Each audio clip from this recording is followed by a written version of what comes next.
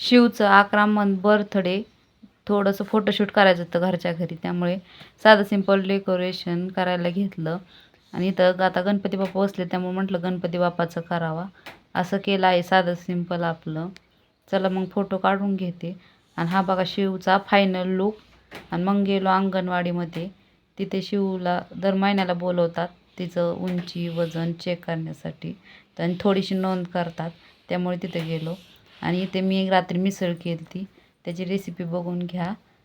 आधी हळद मीठ टाकून मटकी शिजवून घेतली, मग तेलामध्ये कढीपत्ता कांदा टोमॅटो सगळं परतून घेतलं, लसूण खोबरं बारीक करून ते व्यवस्थित परतून घेतलं. आणि इथं मग मसाला टाकला, काळा मसाला हळद मीठ मिसळ मसाला टाकून चांगलं व्यवस्थित परतून घेतलं. आणि आपली मिसळ तयार आहे. तुम्ही नक्की ट्राय करा. भेटूया पुढच्या ब्लॉगमध्ये. इथेच एंड करते. Bye bye.